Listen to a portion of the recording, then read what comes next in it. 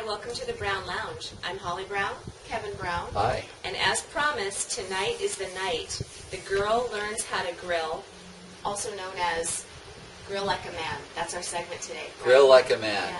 So in our house, Kevin cooks the meat. This is his man Bling right here. His brand new grill, stove thing, whatever you call it. I'm the one who typically makes everything pretty. I make the sides, I make the salads, I make the dessert. But the meat, it's all about the meat. And usually, I don't know, in your house, maybe the men cook the meat in your house. I don't know. But in our house, the man cooks the meat. So I figured it's going into 4th of July. It's time that I learned how to grill. So Kevin's going to teach me, starting with How to light the grill. light the grill. So you have to learn how to light the grill to get started. So Holly, I'm just going to teach you a couple of things about this grill. Okay. This is a brand new Kenmore grill. It's four burners, as you'll see. The first thing that you need to do to get started is you need to turn on the propane. Propane, okay. Okay, so the propane's down here. Okay. And it's a really simple tank. There is a valve on the top. And you'll also notice there is, this particular one tells you how much gas is left in this tank. So when you turn it on, just turn it counterclockwise. Okay. And you'll notice this particular gauge that I put on here will tell us that we've got plenty of gas to barbecue tonight. Okay? Because we have run out of gas halfway through in the past, haven't we? We have it. That's not good. That messes up the dinner. Now the key is also to turn that off when you're done, but we'll get back to that later. Okay, so now we're good to go on the propane. Okay. We're going to raise the top of the grill. This particular model of grill has an electronic ignition. That is, you don't have to use a lighter or one of those pencil lighters. You can just essentially, like on the regular stove, Oh, I like this. I like this. just turn this slightly to the left, and you can hear it catch. Okay. Okay? Okay. That's good. Remember that time you gave me instructions for our old one, and I bent down and I singed my hair? Yeah, you can just bring it. I haven't really touched the grill since then. Okay. So you want to basically turn this, we'll just start this on low. Okay. So go ahead and turn it to low, all the way to the right. Okay. Oh, nice. We're going to just go ahead and shut this. And It says low. Okay. Now, I told you. depending on what you're cooking, you Yeah. need 1, 2, 3, or 4 burners on. So how do you decide? Well, it depends on how much meat you're cooking. So like if you're cooking for 4 or 6 people, typically 4 or 6 steaks, you're going to turn it all on, right? Because it's about having enough heat. Okay. But sometimes if you're just cooking a small amount of meat, you don't want to overcook it, or you don't want to have it too hot. You want to just use a couple of burners, right? So we're going to go ahead, excuse me, and we're going to turn this one on to low as well. Okay.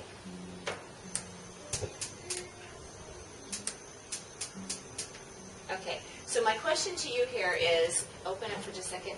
That is dirty. So we don't want to put our food on that, do we? Looking like that? We don't. Actually, what's going to happen here is we heat the grill up.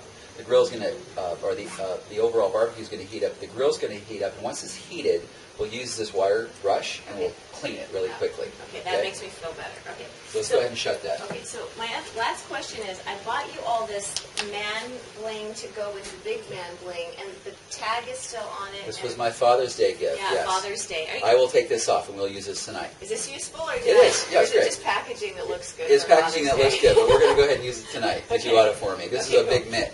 Okay, I don't so know why we're we need. This is like for welding or something. So we're going to go unpack this stuff. We're going to come back and wipe down the grill and Yes. something like that. This needs about 15 minutes to get hot, Okay. and we'll come back and get started. Okay, so that was pretty basic for me, that I needed that just to make sure I knew what I was doing. Next up, we're going to prep the steaks. I'm going to show you my specialty. I do a mushroom thing on steak that's really delicious. So we'll show you that, and then we'll come back, and I'll actually learn how to cook a great steak without overcooking it or burning it. It'll be perfect. Right? We'll be right back. Okay, thanks. Thanks. 2. So we're back. We're waiting for the grill to heat up, and in the meantime, we're going to have a little wine because we always start a good meal.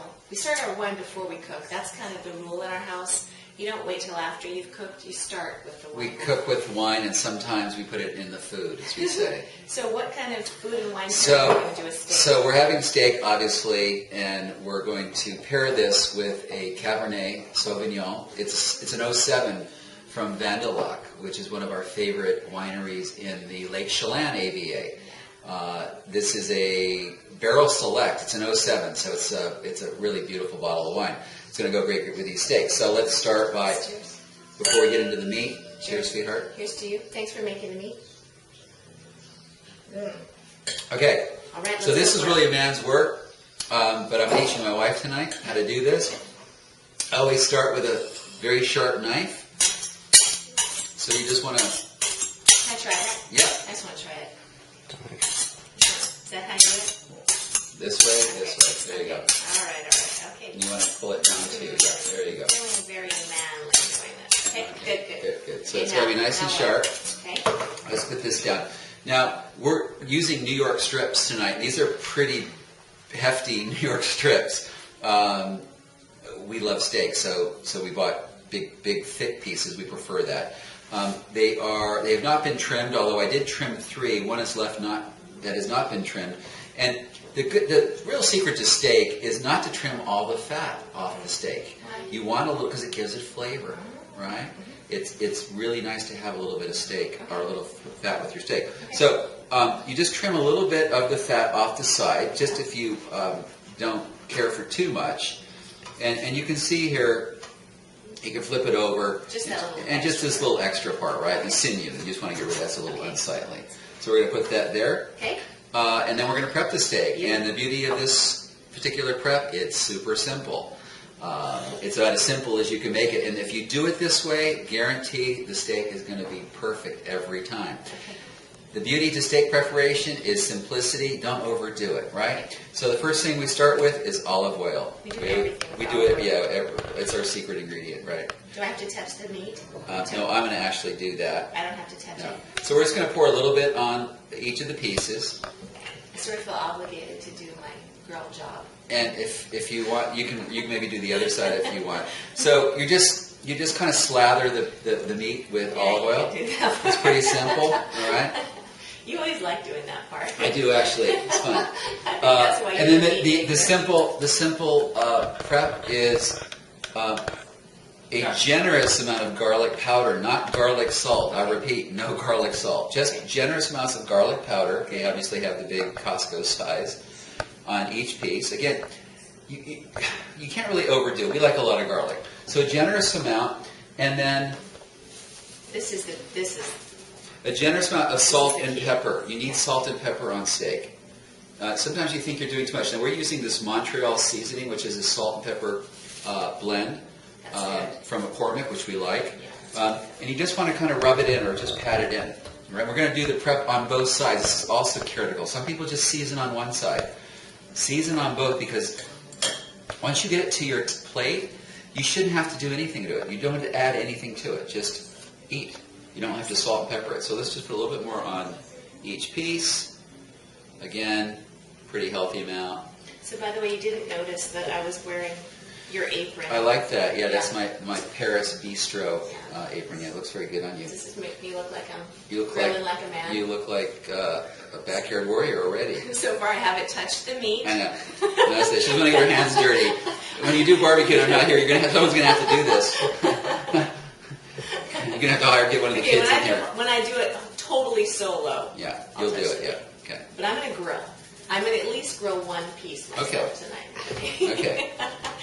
Cold to that. Okay. Okay, is this ready? Because I want to do my mushroom. This is basically ready. Okay. Steak's ready. The grill should be done in about 5 more minutes to put these on. Let's do the mushrooms. Cool. Okay, so I'm actually going to use a lot of the same ingredients that Kevin used for the mushrooms. This is my speciality here, and it does take 2 steps. The first step is the prep, and the second step is adding the wine and getting it just the way you want it to keep the mushrooms moist. So I've already chopped these mushrooms, as you can see. I put a little butter in the pan, but you know, I love to do olive oil and butter, and the reason is if you do just butter, it's just too salty. If you do just olive oil, you don't get that buttery flavor, so I just do a little bit of both. Put them all in a pan, and I turn the pan up to about medium, and then I put many of the same ingredients that Kev put in. I put in garlic powder and make sure that that gets on top of all of these guys. Then I put the Montreal seasoning, which is really great on these. And I just get them started like that. I also want to put in some Italian seasoning as well. And then when they start to heat up, and they start to, the moisture from the mushrooms starts to get really liquidy, then we're going to keep them moist, and we're going to keep the moisture into those mushrooms with some wine, and then that'll be a great topping to the steak. So we will stop here. We'll come back in a moment. We'll cook the steaks, finish off the mushrooms, and show you a great meal for a great dinner party or a great 4th of July barbecue.